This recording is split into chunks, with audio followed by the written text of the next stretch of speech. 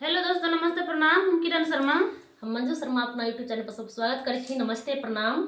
और हम दोनों देवरानी जेठानी जा रहल छी होली के गीत गाबे। जहाँ सबके नीक लागत कमेंट करके जरूर बताएब। और खास के गीत देवर सबके लेल गाबे जा रहल छी। जते देवर सब छी सब जरूर सुनब और कमेंट करके जरूर बताएब और फुल वॉच करके अहाँ सब जरूर सुनब। बहुत प्यारा गीत छै होली के। अभी होली बहुत नजदीक आबि गेल छै। होली में देवर के ज्यादा जवानी चल रही छै ना। कौने नेता से देवरा हो पढ़ै छ गारी। कौने नेता से देवरा हो पढ़ै छ गारी। कौने नेता से के तोरा लागो देवरू साली हो सरोजनी। के तोरा लगियो देवर साली हो सरोजनी। के तोरा लगियो मगर के नारी हो।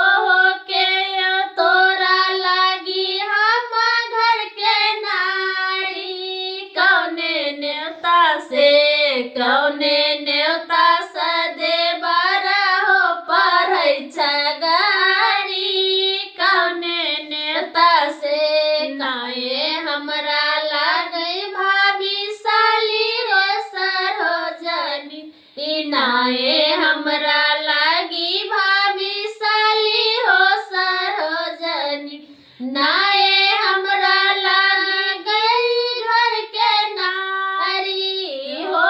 नाये हमरा लागै घर के नारी। फागुन नेता से हम भाभी हो पढ़ै छी गारी। फागुन नेता से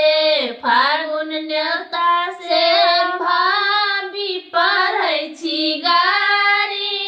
फागुन नेता से कौने नेता से बटहिया हो पढ़ै छ गारी।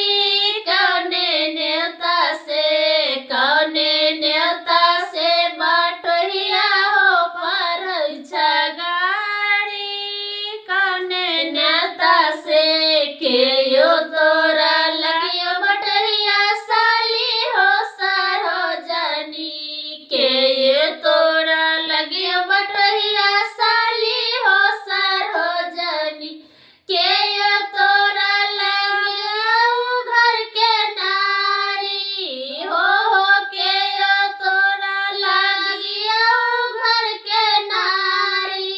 कौने नेता से बटहिया हो पढ़ै छ गारी। कौने नेता से नाये हमरा लागै कोई साली हो सरोजनी। नाये हमरा लागै बहिनिया साली हो सरोजनी। नाये हमरा लागै कोई घर के नारी हो। नाये हमरा लागै घर के नारी। फागुन नेता से बहिनिया गे पढ़ै छी गारी। फागुन नेता से